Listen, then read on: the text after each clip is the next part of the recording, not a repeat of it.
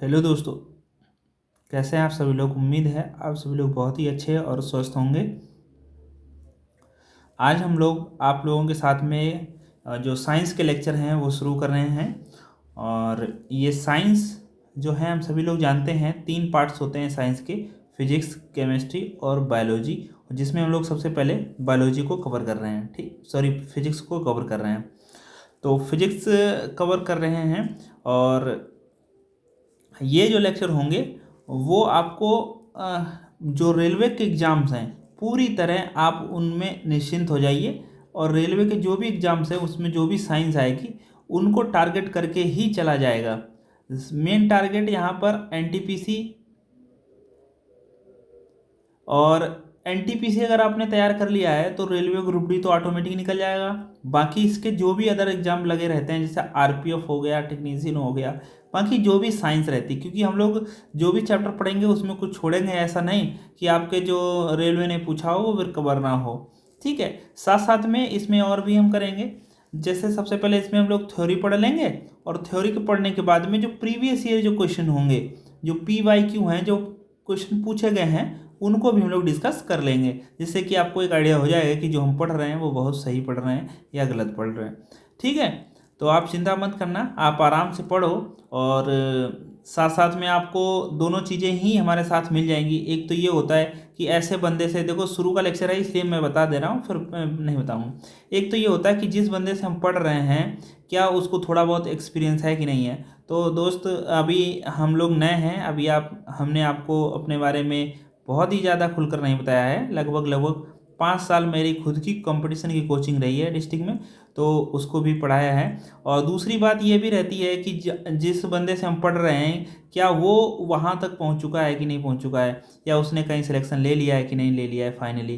तो ये अभी आप चिंता नहीं कर सकते हैं, क्योंकि मैं रेलवे में जॉब कर ही रहा हूँ और आगे भी अपने जो टारगेट हैं उनको अचीव करने की कोशिश कर रहा हूँ। ठीक है, तो आप उसके लिए निश्चिंत हो जाइए, आप आराम से पढ़िए। आपको कोई यहाँ पर ऐसी परेशानी नहीं सामना करनी पड़ेगी जो आउट ऑफ आपके सिलेबस जाए, या आउट ऑफ जो है समझने में भी आपको काफ़ी हेल्प मिलेगी। ठीक है दोस्त।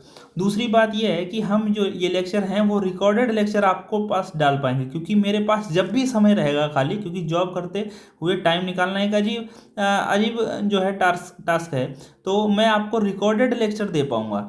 और रिकॉर्डेड लेक्चर जब मेरा मन होगा तो हम रिकॉर्ड कर लूँगा, लेकिन आपको एक टाइमिंग दे दूंगा कि इस टाइमिंग पर आएगा। तो ये जो साइंस का लेक्चर है वो मेरे हिसाब से इसकी टाइमिंग जो है 9 PM की सबसे अच्छा है। शाम को 9 PM सभी लोग फ्री हो जाते हैं, तो लगभग 10 से 10:30 तक ये लेक्चर चलेगा। तो 9 PM यहाँ पर इसकी टाइमिंग कर देंगे, नहीं तो इसकी टाइमिंग 8 PM कर देंगे, 9 या 8 PM करेंगे। ठीक है, 8 PM भी सही रहेगा, क्योंकि 8 PM में क्या होगा, 2 घंटे का भी अगर लेक्चर होगा, 1.5-2 घंटे का, 1-1.5 घंटे का, तो 9-10 बजे तक फ्री हो जाएंगे और आराम से अपना सोना। दूसरा ये है, लाइव लेक्चर लेने से फ़ायदे भी हैं और नुकसान भी हैं। तो लाइव लेक्चर में क्या होता है कि जो भी बंदा कमेंट कर रहा है, जो भी सर या मैडम पढ़ा रहे हैं, तो उसका कमेंट देखेंगे, रिप्लाई करेंगे, टाइम वेस्ट होगा। उसका तो फ़ायदा होगा जिसने कमेंट पूछा है, उसका नुकसान हो जाएगा। अब यहाँ पर फिर आप कहेंगे फिर मैं अपने बातें जो है आप सब कैसे रखूँगा। तो ये जो लेक्चर अपलोड हो जाएगा उसके बाद में आपको कमेंट सेक्शन तो आता ही है, तो अपनी बात कमेंट में रखिए, आपकी जायज़ बात होगी बिल्कुल मानी जाएगी और सभी का रिप्लाई भी किया जाएगा। ठीक है जी। तो चलिए हम लोग अपने जो लेक्चर है वो शुरू करते हैं। तो देखो दोस्तों, यहाँ पर हम लोग किस फॉर्मेट में पढ़ रहे हैं। तो यहाँ पर सबसे पहला जो चैप्टर है वो फिजिक्स में यूनिट एंड डायमेंशन है। मैं आपको पूरे चैप्टर लिखवा कर आपका टाइम वेस्ट नहीं करूँगा, चैप्टर तो पढ़ना ही है। ये क्वेश्चन नहीं आएगा कि कितने चैप्टर हैं, बस ये चैप्टर से ही क्वेश्चन आएगा। और इतना सब लोग बेसिक तैयार करके ही बैठे होंगे, या आप कोई भी किताब रही होगी आप उसमें देख लेना कौन कौन से चैप्टर हैं। मैं सारे चैप्टर सीरियल से करवाऊँगा। ठीक है, यूनिट एंड डायमेंशन जिसमें फिजिक्स का पहला चैप्टर है, जिसको मात्रक और विमा कहते हैं। और मात्रक और विमा में सबसे पहले बात आती कि भैया भौतिक राशियां क्या हैं, फिजिकल क्वांटिटी किसे कहते हैं। तो ऐसी राशियां जिन्हें हम एक संख्या द्वारा दर्शा सकते हैं तथा उनको प्रत्यक्ष रूप से मापा भी जा सकता है, भौतिक राशियां कहलाती हैं। जैसे लंबाई, द्रव्यमान, ताप, चाल, बल, समय इत्यादि। अच्छा, एक चीज़ जैसे हम कह दें कि हमसे मान लो कोई घृणा करता है, तो हम अगर पूछें तो कितना घृणा करता है, तो आप कितना नहीं बता पाओगे। आप कहोगे थोड़ी ज़्यादा, ऐसा तो बोल सकते हो, लेकिन आप ऐसे नहीं कह पाओगे कि वो हमसे 2 किलोग्राम घृणा करता है या 10 ग्राम घृणा करता है, ऐसा नहीं कर पाओगे। हम कहें कोई अच्छा प्यार आपसे कितना करता है, तो आप ये भी नहीं कह पाओगे 250 ग्राम प्यार करता है मेरे को, तो ये नहीं कह पाओगे आप। तो ये कुछ ऐसे शब्द होते हैं जिनको हम लोग माप नहीं सकते, एक संख्या में व्यक्त नहीं कर सकते हैं और प्रत्यक्ष रूप से नहीं मापा जा सकता है। लेकिन जो भी भौतिक राशि होगी उसको हम लोग संख्या द्वारा दर्शाएंगे और उनको प्रत्यक्ष रूप से मापा भी जा सकता है। जैसे बल, तो बल अगर लगा तो हमने कहा 10 न्यूटन का बल, तो यहाँ देखिए 10 यहाँ पर संख्या हो गई और न्यूटन उसका मात्रक हो गया। ठीक है, तो ध्यान दें यहाँ पर जैसे हो गया ताप को हम लोग, जैसे हमारे शरीर का तापमान 98.6 या 4 समथिंग में होता है और डिग्री फ़ारेनहाइट, तो इसको हम लोग नाप सकते हैं, सेल्सियस में माप सकते हैं। तो चाल को भी हम लोग, हमारी जो मोटरसाइकिल की चाल 120 किलोमीटर प्रति घंटा या 80 किलोमीटर प्रति घंटा, ये सब माप सकते हैं। तो भौतिक राशियाँ क्या होती हैं आपसे पूछा जाए, तो भौतिक राशियाँ वे राशियाँ जिसको हम किसी संख्या द्वारा दर्शाते हैं और जिनको प्रत्यक्ष रूप से माप सकते हैं। अब इसमें भी क्वेश्चन है, आपको एमसीक्यू मिल सकता है, दिए गए ऑप्शन में कौन सी भौतिक राशि नहीं है, तो आपको बल दे देगा, समय दे देगा और आपको ताप दे दिया, उसमें बीच में घृणा दे दिया, तो आपको घृणा नहीं लगाना है, घृणा लगाना है क्योंकि घृणा इसमें नहीं है। ठीक है जी। अच्छा, अब बात कर लेते हैं भाई मात्रक क्या है। तो किसी भौतिक राशि के एक नियत परिमाण को मानक मान लिया जाता है तथा इस परिमाण का संख्यात्मक मान 1 होता है। इस मानक के नाम को उस राशि का मात्रक कहते हैं। अब जैसे मान लो कि बल हो गया, ठीक है, अब बल में क्या है कि मान लेते हैं 10 न्यूटन बल है। अब इसको हम लोग 1 न्यूटन गुणा 10 कर दें तो भी तो 10 न्यूटन होगा, यानी कि जो बल है उसके साथ में एक मानक होता ही है, एक मानक, ये एक संख्यात्मक मान 1 मान लिया जाता है और इस मानक के नाम को उस राशि का मात्रक कहते हैं। और जिसमें ये n क्या हो जाएगा, मात्रक हो जाएगा, और 10 क्या हो जाएगा, ये संख्यात्मक मान हो जाएगा। लेकिन सबके साथ में एक होता ही है। जैसे मान लेते हैं, एक तो गुणा करो या भाग करो कोई फर्क नहीं पड़ेगा। जैसे मान लें आपने 300 केल्विन लिखा, तो 300 केल्विन, तो 300 केल्विन तो है, इसको हम लोग ऐसे भी लिख सकते हैं 300 गुणा 1 केल्विन।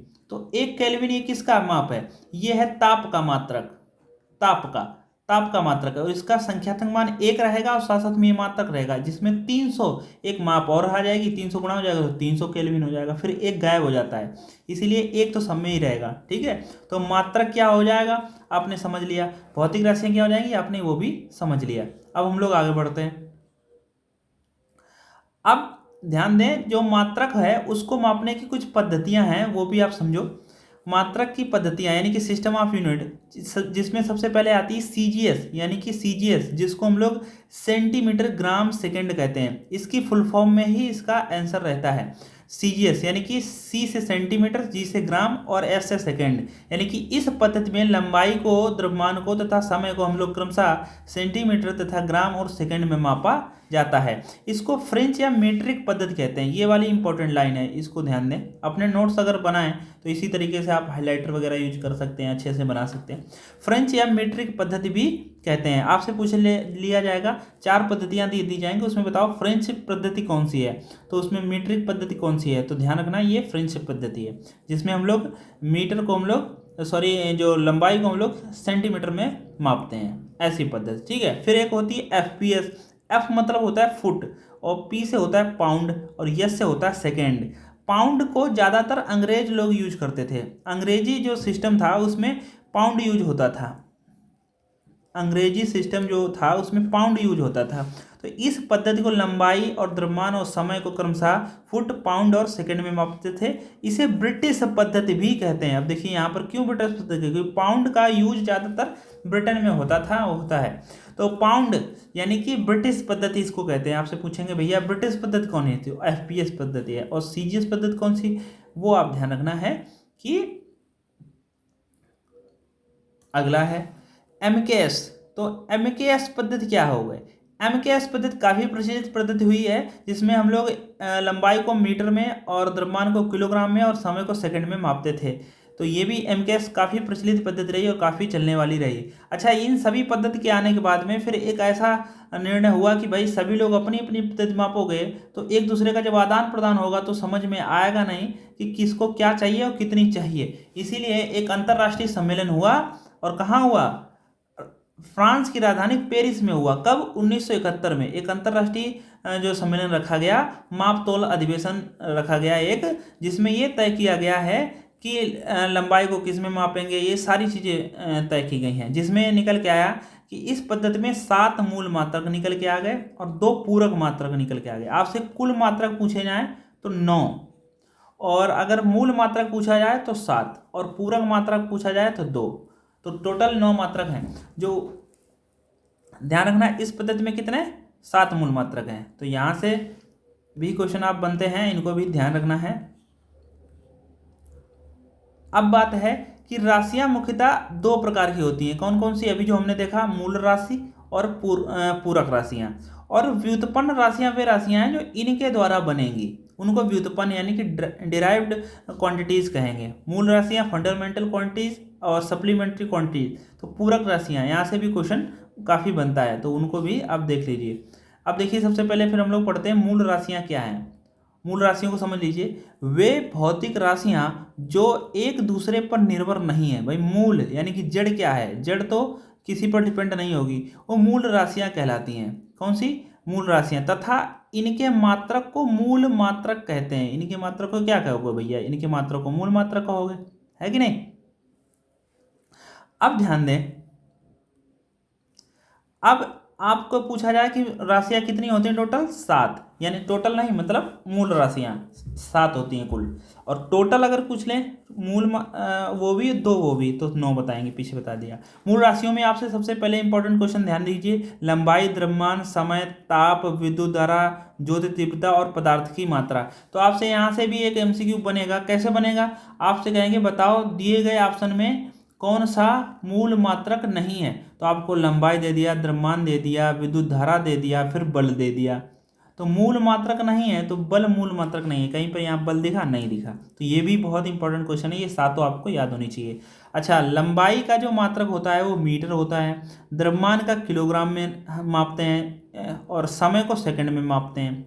अच्छा, एक क्वेश्चन और आपसे पूछा जाएगा, ऐसी कौन सी राशि है जिसका मात्रक चारों पद्धति में या तीनों पद्धति में समान रहा है? तो वो है समय। समय का मात्रक आपने देखा होगा, समय का मात्रक सेकंड ही रहा है, चाहे वो सीजीएस पद्धति हो, चाहे वो एफपीएस पद्धति हो, चाहे वो एमकेएस हो, चाहे वो आपका एसआई यूनिट हो।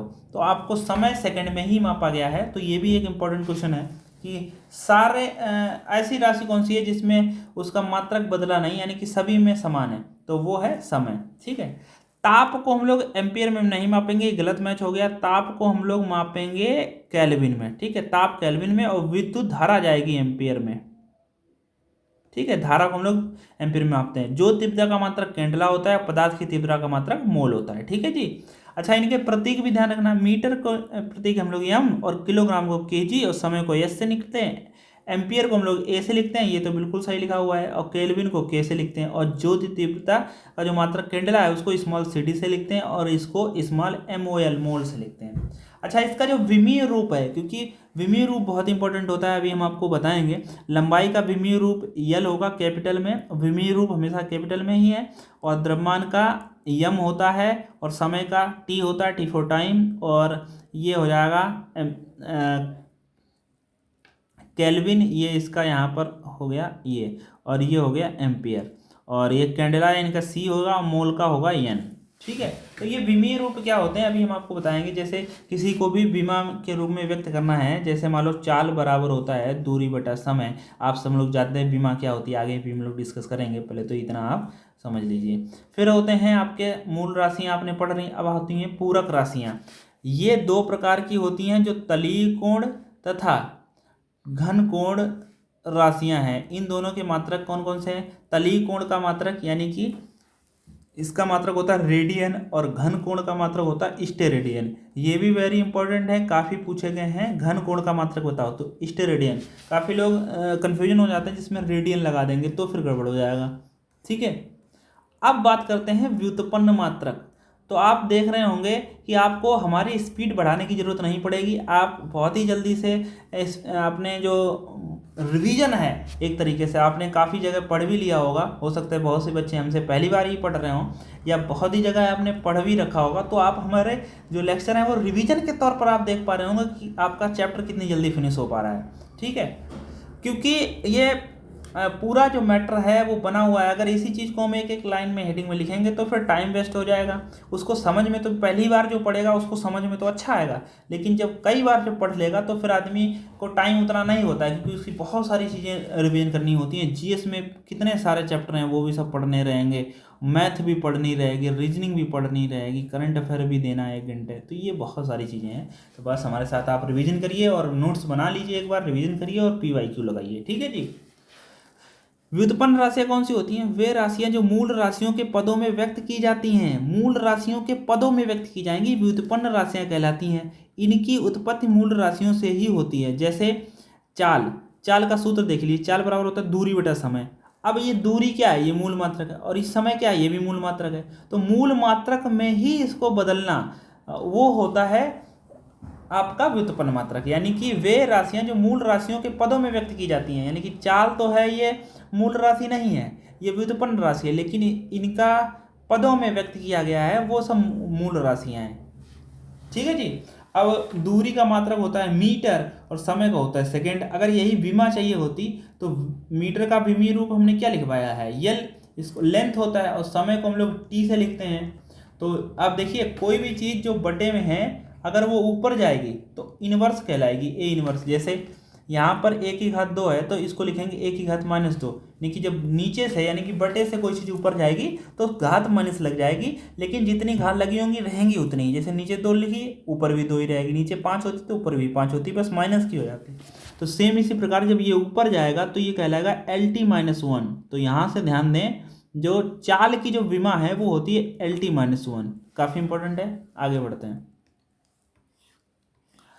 अब कुछ जो यांत्रिक व्युत्पन्न राशियों की विमाएं तथा मात्रक, अब ध्यान दीजिए, विमाएं तथा मात्रक की बात करने जा रहे हैं।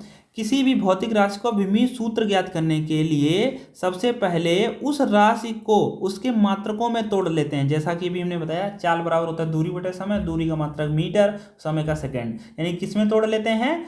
उसके मात्रकों में तोड़ लेते हैं, और फिर उन मात्रकों को मीटर, द्रव्यमान, समय तथा ताप के पदों में व्यक्त करते हैं, अर्थात मूल मात्रकों के, मूल राशियों के पदों में व्यक्त करते हैं। उसके बाद उस भौतिक राशि का विमीय सूत्र बनकर तैयार हो जाता है, जैसे कि अभी चाल का बनकर तैयार हुआ था LT-1, इस प्रकार से। ठीक है जी। अब देखिए, अब इसमें हमने आपको कुछ राशियां लिखी हुई हैं व्युत्पन्न। अब इसमें से क्या होगा कि इनका हम लोग एक तरफ मात्रक लिखे हैं और एक तरफ आपको हमने इसके जो सूत्र हैं वो लिख दिए हैं, और विमीय रूप एक तरफ बताएंगे आपको। जैसे क्षेत्रफल का मात्रक होता है मीटर स्क्वायर, यानी कि वर्ग मीटर, यानी कि मीटर को हम लोग लिखते हैं जो है यम से, और इसका विमीय रूप हो जाएगा यल, और यल का स्क्वायर हो जाएगा। क्यों भाई? क्योंकि मीटर हम लोग लंबाई से नापते हैं, यल इसका विमीय रूप यल होता है। आयतन भी एक प्रकार की लंबाई रहेगा, यानी कि घन मीटर, मीटर को हम लोग एल में रिप्रेजेंट करेंगे तो इसका होगा L3। बात आ रही है समझ में? जैसे आयतन का मात्रक क्या है? घन मीटर है, और मतलब मीटर की घात 3 है, तो मीटर को हम लोग यल में लिखेंगे मात्रक का रूप। भैया मीटर की जब विमीय रूप है वो यल से ही तो लिखते हैं भैया। मीटर क्या लेंथ होती है। चाल बराबर होता है, चाल मीटर प्रति सेकंड, तो मीटर का अभी हमने लिखवाया था LT-1। वेग, ये भी एक प्रकार की चाल है, तो LT-1 इसका भी रहेगा भाई, मीटर प्रति सेकंड है ना। त्वरण, तो ये होता है मीटर प्रति वर्ग सेंटीमीटर, यानी कि मीटर को तो हम लोग लिख लेंगे यल से, और मीटर प्रति सेकंड स्क्वायर, तो ध्यान दें, तो सेकंड का हो जाएगा आपका T⁻², लेकिन जब ऊपर जाएगा तो ये होगा LT-2, तो त्वरण का हो जाएगा LT-2 मीटर प्रति सेकंड स्क्वायर। ठीक है। इसी तरीके से हमने यहाँ पर आपके लिए कुछ यहाँ पर एक PDF बना रखी है। इसमें सूत्र एक तरफ लिखा है, मात्रक लिख दिए हैं, और उसका विमीय रूप लिख दिया है। जैसे सबसे पहले हमने चाल का तो हम लोग डिस्कस कर ही चुके हैं। चाल का सूत्र क्या होता है, दूरी बटा समय, जिसका मात्रक मीटर पर सेकेंड और इसकी विमा LT-1। वेग भी एक प्रकार की चाल है, जो इसका जो सूत्र है वो विस्थापन बटा समय हो गया, मात्रक मीटर पर सेकेंड और इसकी विमा LT-1। त्वरण, त्वरण क्या होता है, वेग बटा समय होता है, वेग बटा समय होता है इसका सूत्र। तो वेग को हम लोग जो है वेग का मात्रक लिख लेंगे मीटर पर सेकंड और बटे में 1 सेकंड होता है, इसीलिए मीटर पर सेकंड स्क्वायर हो गया था बटे में। ठीक है, तो LT-2 इसकी आ जाएगी। बल, ये वेरी इंपॉर्टेंट है, इसको डायरेक्ट याद करना, कई जगह डायरेक्ट प्रयोग होगा। बल बराबर होता है द्रव्यमान गुणा त्वरण, और त्वरण की विमा है LT-2, यानी कि द्रव्यमान को हम लोग यम से रिप्रेजेंट करेंगे, विमी रूप। तो यम और त्वरण की विमा थी LT-2, तो हो जाएगा MLT-2। इसी प्रकार संवेग, संवेग बराबर क्या होता है, द्रव्यमान गुणा वेग, या कह लीजिए बल गुणा समय, बल गुणा समय। तो बल की क्या हो गई, MLT-2, और गुणा में उसमें क्या है, समय है। अब एक चीज़ यहाँ पर समझिए, बल की मात्रक होता है MLT-2, और गुणा में अगर समय आ जाएगा तो टी की घात, जिसके ऊपर कोई भी घात नहीं लगी है उसके ऊपर एक घात लगी होती है, ये ध्यान रखना। तो अब इन दोनों में जब टक्कर होगी तो बनेगा MLT-1। अब यहाँ 3 मत कर लेना, 2 और 1 3 कर दो, क्योंकि ये माइनस की है प्लस की है। जब माइनस और प्लस एक में जुड़ेंगे तो जो बड़ा रह जाएगा उसका साइन रह जाएगा। तो 2 बड़े थे तो 2 का बड़े थे, उसका साइन था माइनस का, और घट जाएगा तो 2 में से 1 गया 1। ठीक है, इसी प्रकार आवेग, आवेग को भी कहते हैं बल गुणा समय। तो ये भी बल गुणा समय था, ये भी बल गुणा समय था, इसलिए विमी सूत्र भी बराबर होगा MLT-1। और एक क्वेश्चन यहाँ से भी ध्यान रखें कि संवेग और आवेग की विमा बराबर होता है। आपसे ऐसे भी क्वेश्चन आया है कि निम्न ऑप्शनों में किसकी विमा समान है, तो संवेग और आवेग की विमा यहाँ से ध्यान रखिए आपकी बराबर है। ठीक है, अब आता है दाब। दाब का जो सूत्र होता है वो होता है बल बटा क्षेत्रफल, और बल का विमा होती है MLT-2, और बटा क्षेत्रफल की विमा हो जाएगी L²। भैया क्षेत्रफल का जो सूत्र है वो मात्रक जो है मीटर स्क्वायर है। क्षेत्रफल क्या होता है, लंबाई गुणा चौड़ाई, यानी कि मीटर स्क्वायर। और ये ऊपर जाएगा तो आप ध्यान दें, ऊपर ये जाएगा तो माइनस का हो जाएगा, ऊपर एक प्लस की है, तो इसीलिए आप ध्यान दें यहाँ पर ML-1 T-2 बचेगा, ML-1 T-2, यानी कि दाब की जो विमा होती है वो ML-1 T-2। ये डायरेक्ट आपको याद नहीं करनी है, बस आप देख लीजिए कि कैसे बना हुआ है। अब एक बार हम फिर से आपको बता देते हैं, या तो आप क्या करो, बल का आप पूरा जो है मात्रक लिख लो।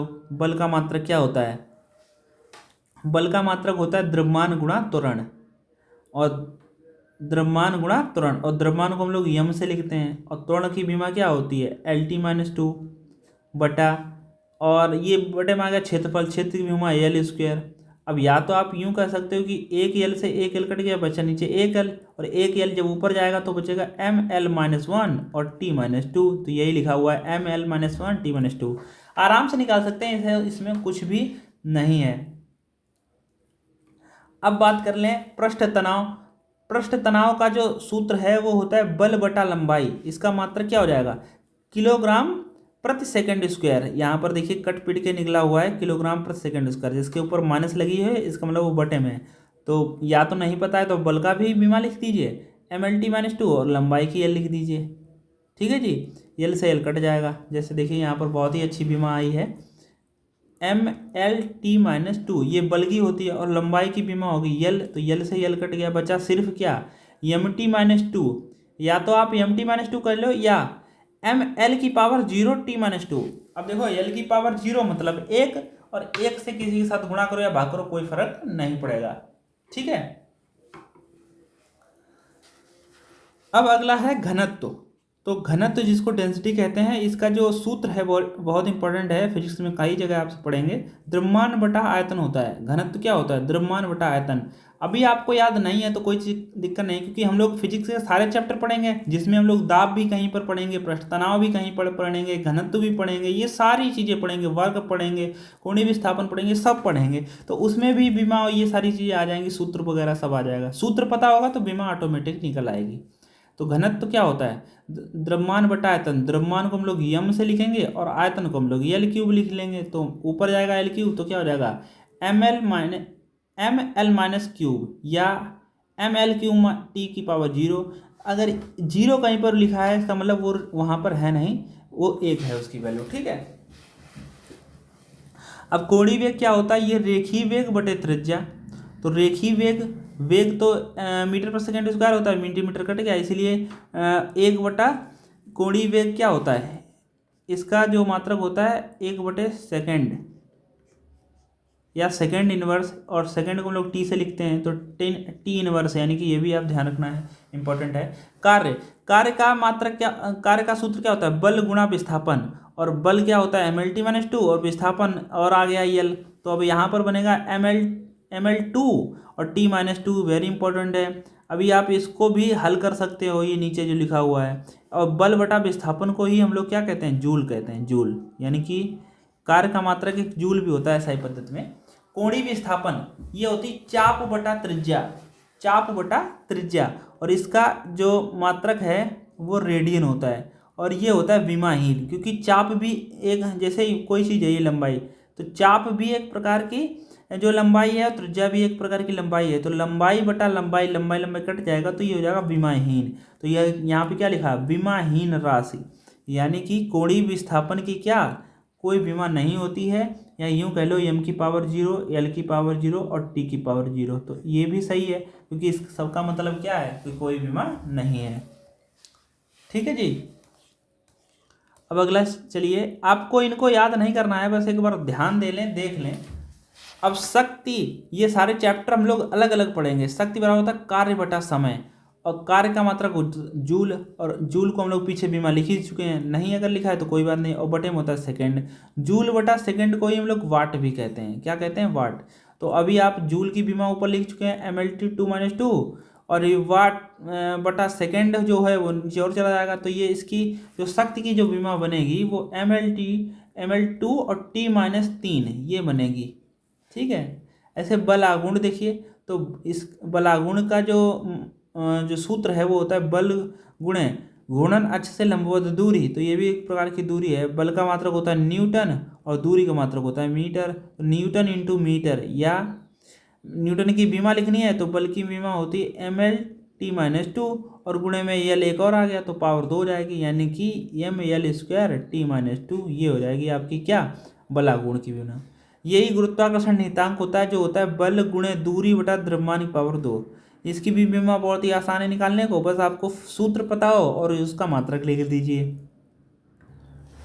तो इसका बल का मात्रक आप लिखोगे न्यूटन इंटू मीटर स्क्वायर बटे किलोग्राम स्क्वायर, और सबकी बीमा लिख दीजिए।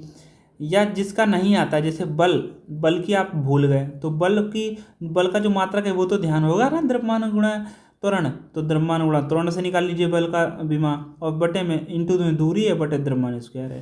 तो इसकी जो बीमा बनती है गुरुत्वाकर्षण नियतांक की, काफ़ी पूछी भी जाती है, m⁻⁻1, l⁻3 और t-2।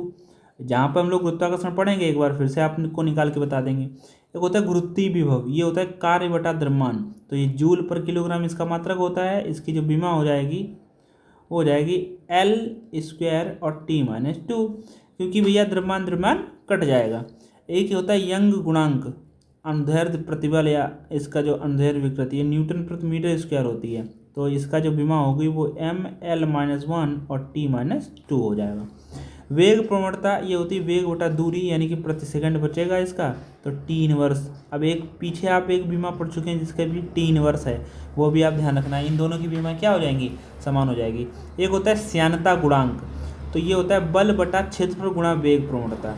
बस आप ध्यान दीजिए इसका जो सूत्र है, और इसका अगर आप सूत्र भूल गए तो फिर आप निकालना मुश्किल हो जाएगा। बल का तो निकाल ही लेंगे, क्षेत्रफल का तो पता ही नहीं होगा, वेग प्रवणता को निकाल ही लेंगे। वेग प्रवणता, तो वेग जहाँ पर भी आ जाएगा वो LT-1 हो जाएगा। तो न्यूटन इंटू मीटर स्क्वायर पर सेकेंड स्क्वायर, सभी का मान रख दीजिए, तो यहाँ से आप पाएंगे कि ml-1 और t-1 ये आपकी जो आपके बीमा आ गई। प्लांक नियतांक, ऊर्जा बटे आवृत्ति, और ऊर्जा को हम लोग मात्रक जूल होता है और आवृत्ति का सेकंड होता है। जूल की बीमा आप लिख दीजिए, बटे में सेकंड ले जाकर ऊपर लिख दीजिए, तो यहाँ पर आएगा आपका ml² और t-1। तो ये आपकी वेरी इंपॉर्टेंट वाली जो आपकी ये एक धारिता भी है, आवेश बटे विभवांतर फैराडे, इसको भी ध्यान रखना है। अब आपकी जो वेरी इंपॉर्टेंट वाले थे वो हमने आपको लिखा दिए हैं और समझा भी दिए हैं, और अगर आपको उसमें से नहीं समझ में आया है तो भी कोई बात नहीं है, क्योंकि हम लोग उसका चैप्टर पढ़ाएंगे। अब यहाँ से एक क्वेश्चन और जो बनते हैं वो भी ध्यान रखिए। समान मात्रक तथा समान विमीय सूत्र वाले भौतिक राशियाँ, यानी कि जिनके मात्रक समान हैं और जिनकी भौतिक राशियाँ समान हैं। देखो भैया, जिसका मात्रक समान होगा भौतिक राशियाँ समान हो जाएंगी। जैसे चाल और वेग, तो ध्यान दें यहाँ पर चाल और वेग का जो विमा है वो LT-1 है, LT-1। इसी प्रकार भार और बल, भैया भार भी एक तरीके से बल होता है, तो भार का मात्रक न्यूटन होता है, आप ध्यान रखना किलोग्राम मत कर देना, और बल का मात्रक तो न्यूटन होता ही है, तो इनकी विमा भी बराबर होगी MLT-2। प्लांक नीतांक और कोणीय संवेग, इसकी भी विमा ML²T-1। और कोणीय वेग और वेग प्रवणता, तो देखो T−1, यहाँ पर अभी हमने आपको बताया था कि कोणीय वेग और वेग प्रवणता इन दोनों की जो विमा है वो T−1 होती है। संवेग और आवेग सबसे पहली स्लाइड में बताया था ML-T-2। ऊर्जा, कार्य और बल आघूर्ण, तो ये भी वेरी इंपॉर्टेंट है, ऊर्जा और कार्य और जो बल आघूर्ण है इनकी विमा समान है ML²T-2। अब ध्यान दीजिए, यहाँ पर दाब हो गया, प्रतिबल हो गया, प्रत्यास्थता गुणांक हो गया, यंग प्रत्यास्थता गुणांक हो गया, आयतन प्रत्यास्थता गुणांक हो गया, यानी कि जिसमें भी गुणांक यहाँ पर लिखा हुआ है प्रत्यास्था वाला, तो प्रत्यास्था और दाब और प्रतिबल, तो ये दोनों ही बराबर हैं ML-1T-2। तो ध्यान रखना है, प्रत्यास्था जिसमें भी लगा हो उनका मान होगा ML-1 और T-2, ठीक है। और यहाँ पर ये दृढ़ता गुणांक भी दिया गया। फिर है आपेक्षित घनत्व और आपेक्षिक द्रव आर्द्रता और घर्षण गुणांक और आवर्धन क्षमता और विकृति, ये सभी क्या हैं, और ये कोणीय विस्थापन, और ये सभी क्या हैं, ये सभी मात्रकहीन तथा विमाहीन राशि हैं। भैया जिनका कोई मात्रक ही नहीं होगा तो उसकी विमा कैसे हो जाएगी, उसकी विमा भी नहीं होगी, इसीलिए आपको बताया गया है कि ये मात्रकहीन तथा विमाहीन राशि हैं।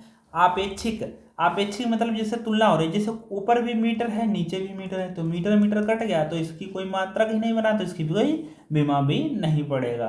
तो आपेक्षिक जिसमें लग रहा है, आपेक्षिक घनत्व हो गया, आपेक्षिक आर्द्रता हो गया, घर्षण गुणांक हो गया, और आवर्धन क्षमता होगी, और विकृति हो गई।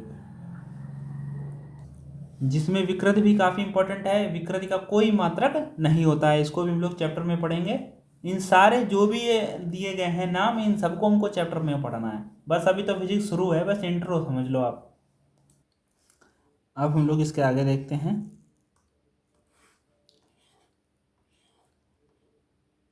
अब यहाँ से आपसे भी एक क्वेश्चन पूछा जाता है जो काफ़ी इंपॉर्टेंट रहते हैं। यहाँ से देखिए, खगोलीय दूरी के जो मापन से जो क्वेश्चन आते हैं वो भी आप समझ लीजिए। अगर आपको हल्का दिख रहा हो बस हमारी आवाज़ पर ध्यान देना है और आपको पढ़ने की कोशिश करना है, अपने नोट्स में लिख लेना है। यहाँ पर लिखा हुआ है प्रकाश ईयर, यानी कि प्रकाश वर्ष, लाइट ईयर। तो आपसे अगर पूछें कि भैया प्रकाश वर्ष क्या है, या प्रकाश वर्ष किसका मात्रक है, तो ध्यान देना, प्रकाश वर्ष द्वारा निर्वात में एक वर्ष में तय की गई कुल दूरी एक प्रकाश वर्ष कहलाती है। तो देखिए यहाँ पर एक क्यों लिखा, क्योंकि शुरुआत में ही हमने आपको जो मात्रक बताया था कि मात्रक क्या होता है, जिसमें आपको एक जरूर लिखा रहेगा, मतलब लिखा नहीं रहेगा, मतलब एक उसके साथ होता ही है, इन्होंने लिख दिया है बस। प्रकाश वर्ष क्या है, तो आप कहेंगे ये दूरी का मात्रक है प्रकाश वर्ष, और इसलिए इसमें लोग कन्फ्यूजन हो जाते हैं, जब नए नए जो लोग होते हैं वो वर्ष लिखा देखकर समय का मात्रक समझ देते हैं। तो प्रकाश वर्ष द्वारा क्या होता है, निर्वात में एक वर्ष में तय की गई कुल दूरी, ठीक है, एक प्रकाश वर्ष कहलाती है। और एक प्रकाश वर्ष में जो होता है वो 9.467 इंटू 10⁻15 मीटर, या लगभग में इसको 10⁻16 मीटर भी कह सकते हैं। भाई 9.4 समथिंग में हो गया लगभग पूरा, ये 10 मान लो, और 10⁻15 ये हो गया, तो ये 10⁻16 मीटर भी कह सकते हैं। अगर हम इसको किलोमीटर में ले जाएंगे तो यही आपकी पावर 3 कम हो जाएंगी, क्योंकि किलोमीटर में बदलना है तो क्या करना पड़ेगा, आपको भाग करना पड़ेगा 1000 से, तो 3 कम हो जाएगी। औपचारिक रूप से खगोलीय दूरी को व्यक्त करने के लिए प्रकाश वर्ष का प्रयोग किया जाता है। अगला है खगोलीय इकाई, जिसको एस्ट्रोनॉमिकल यूनिट या शॉर्टकट में AU लिखते हैं। तो यह भी दूरी मापने का मात्रक है, और ये पृथ्वी और सूर्य के बीच की मध्य दूरी नापता है। तो ध्यान रखना है, पृथ्वी और सूर्य के बीच की दूरी को किससे मापते हैं? खगोलीय इकाई से मापते हैं, एस्ट्रोनॉमिकल यूनिट, खगोलीय इकाई से मापते हैं। और एक खगोलीय मात्रक में 1.496 × 10⁻11 मीटर होता है। ये डाटा, तीनों जो डाटा हैं ये काफ़ी इंपॉर्टेंट है। कई बार ग्रुप डी हो गया, एनटीपीसी हो गया, इसमें डायरेक्ट ही पूछेंगे आपसे। तो 1.496 × 10⁻11 मीटर है। इनमें आप कन्फ्यूजन मत होना। अगर आपको कोई किलोमीटर में ले जाएगा तो 1.496 × 10⁸ कर लेगा, और वो भी किलोमीटर लिख देगा मीटर की जगह। ठीक है, ये आप ध्यान रखना है। और एक पार्सेक क्या होता है? ये भी दूरी का मात्रक है। ये सबसे बड़ी दूरी का मात्रक है। यह दूरी मापने की सबसे बड़ी इकाई मानी जाती है। और एक पार्सेक में 3.085 × 10⁻16 मीटर होता है, या यूं कह लीजिए कि 3.26 प्रकाश वर्ष होता है। भैया अभी हमने आपको समझाया, एक प्रकाश में 10⁻16 के समथिंग, और यहाँ पर 3 दशमलव की जगह पर 3.26 कैसे आया? क्योंकि यहाँ पर ये 946 था ना, जब इसकी मल्टीप्लाई करोगे तो थोड़ा कम ही तो आएगा। तो ध्यान दीजिए 3.26 इसलिए आया क्योंकि हमने 10⁻16 थोड़ी ना था यहाँ पर था 9.4 करके, तो इसलिए यहाँ पर ऐसा आएगा। तो आपसे पूछें कि एक पार्सेक में कितने प्रकाश वर्ष, तो कहेंगे 3.26 प्रकाश वर्ष। या एक प्रकाश वर्ष में कितना होता है, तो 9.467 × 10⁻15 मीटर। ये डाटा आपको याद कर लेना है, आपको कई बार लिखना है, और कई बार लिखने के साथ में याद हो जाएगा ये। और फिर इसके हम लोग प्रीवियस ईयर और एमसीक्यू, मल्टीपल चॉइस क्वेश्चन और प्रैक्टिस क्वेश्चन, ये सारे भी हम लोग करेंगे। तो आपकी जो साइंस है वो काफ़ी अच्छी हो जाएगी और आप अच्छे स्कोर कर पाएंगे। ठीक है, अब देखिए यहाँ से भी कुछ क्वेश्चन देखने को मिले हुए हैं कि आपसे उपसर्ग और प्रीफिक्स, ये 10 की घात जो पावर रहती है इससे भी क्वेश्चन पूछेंगे। जैसे 10 की पावर अगर उन्होंने यहाँ पर -9 लगा दिया, पूछेंगे कितने मीटर होता है, या इसको क्या बोलते हैं, इसको क्या बोलेंगे, इसको हेक्सा बोलेंगे, इसको जो है नैनो बोलें, क्या बोलें, इसको पेटा बोलें, क्या बोलें। तो ये सारी बातें भी आपको ध्यान रखनी है। सबसे पहले हम लोग प्लस में चलते हैं। जैसे 10 की पावर 1 जिसको डेका बोलते हैं, डेका मीटर। अगर आपसे पूछे 1 डेका मीटर में कितने होते हैं मीटर, तो आप कहेंगे सर 10 होता है। डेका मतलब 10, ये देखिए डेका मतलब 10। हेक्टो में 2 होते हैं, और किलो में 3 होते हैं। अभी हमने आपको बताया 1 किलोमीटर में कितने मीटर, 10⁻3, या यूं कह लीजिए 1 किलोमीटर में कितने मीटर, 10⁻3 मीटर होते हैं मीटर। और अगर आपसे पूछ लें हेक्टो में कितने मीटर, तो 10⁻2। अगर हम पूछ लें 1 डेका मीटर में कितने मीटर, 1 डेका मीटर में, तो 10⁻1 किलो, या सिर्फ 10 किलोमीटर है। तो अगर आपसे पूछे 1 हेक्सा में कितने मीटर, तो 10⁻18 मीटर। ठीक है, 1 पेटा में कितने मीटर, 10⁻15 मीटर। 1 टेरा में कितने मीटर, 10⁻12 मीटर। 1 गीगा में कितने मीटर, 10⁻9। ये प्लस में चल रहे हैं। 1 मेगा में कितनी पावर, तो मेगा 10⁻16 होता है, और 1 किलो में 10⁻3 होता है। और ये समझा ही चुके हैं। ठीक है, इनको भी आप ध्यान रख लो, और जिस भी ट्रिक से आप ध्यान रखना चाहो, बहुत सारी मार्केट में ट्रिक भी घूम रही हैं, तो उनका भी आप प्रयोग कर सकते हो।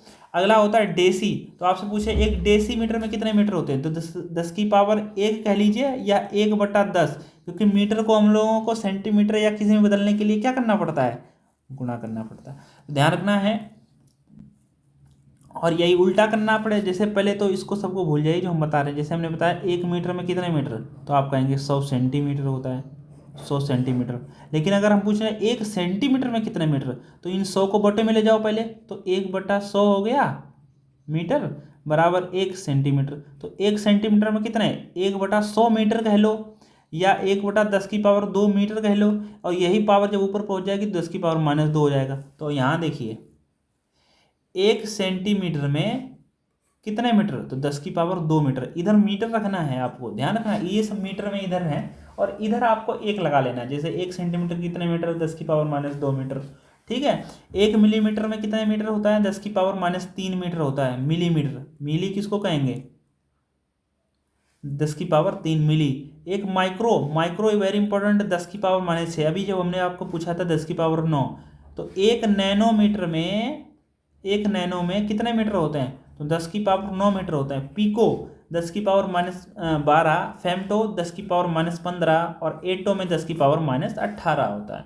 तो ये सारे होते हैं जिनको आपने काफ़ी अच्छे से पढ़ा हुआ है। तो ये जो आपका पूरा यूनिट एंड डायमेंशन का जो चैप्टर था, आप देखिए आपने बहुत ही सारे कॉन्सेप्ट भी पढ़ लिए हैं और विमाएँ भी पढ़ लिए हैं, मात्रक भी पढ़ लिए हैं, और जो आपको उसमें जो क्वेश्चन बनते हैं वो भी आपने पढ़ लिए हैं। अभी आपने मल्टीपल तो नहीं पढ़े हैं, लेकिन उनमें जो जो निचोड़ है वो आपने जरूर पढ़ लिया है। तो ये था आपके पास यूनिट एंड डायमेंशन का फुल कंप्लीट चैप्टर। आपको उम्मीद है कि पढ़कर अच्छा लगा होगा हमारे साथ, और ये अभी शुरुआत है। आप धीरे धीरे साथ रहेंगे तो हम आपको बहुत ही अच्छे तरीके से गाइडेंस कर पाएंगे, और बहुत ही अच्छे तरीके से, ठीक है। और जो आप कहेंगे उसी हिसाब से काम होगा। और एक रिक्वेस्ट और है, बस आप ही की सुविधा के लिए वो है, इसमें कुछ ऐसा नहीं है। ये व्हाट्सएप जो चैनल है, अभी हम इसका जो लिंक है वो नीचे डिस्क्रिप्शन में दे देंगे, उसमें आप टैप करके जुड़ जाइए। क्यों? क्योंकि यूट्यूब क्या होता है, कभी कभी नोटिफिकेशन नहीं भेजता है। जैसे आप हमारे सब्सक्राइबर हैं तो हमने आपको वीडियो अपलोड किया तो वो आपके पास नोटिफिकेशन नहीं गया, लेकिन अगर आप व्हाट्सएप पे जुड़े होंगे तो हम व्हाट्सएप में डाल देंगे तो वो आपके पास पहुंच जाएगा। जब आपकी मर्जी हो उस पर टैप करके देख लेना। इंस्टाग्राम में किसी को कुछ बात करनी है, कुछ मैसेज लिखना है, जो भी करना है वो आप इंस्टाग्राम पर अतुल गवर्नमेंट लाइफ सर्च करके उसमें आप मैसेज कर सकते हैं। बाकी यूट्यूब को अपना सब्सक्राइब कर लीजिए और थोड़ा सा प्यार बढ़ाइए। और भाई थोड़ा बहुत लालच तो बना ही रहता है, हमें बस यही लालच है कि सब्सक्राइब बढ़ेंगे, हमारी भी पब्लिसिटी बढ़ेगी, और जो भी हमारे पास है वो हम आपको दे पाएंगे, और आपका इससे भला हो जाएगा, और हमारा जो हम सोच रहे हैं हमारा उससे भला हो जाएगा। ठीक है जी, बस ये है, ज्ञान का आदान प्रदान होना चाहिए, बाकी तो दुनिया में सब चलता ही है। ठीक है जी, थैंक यू, धन्यवाद।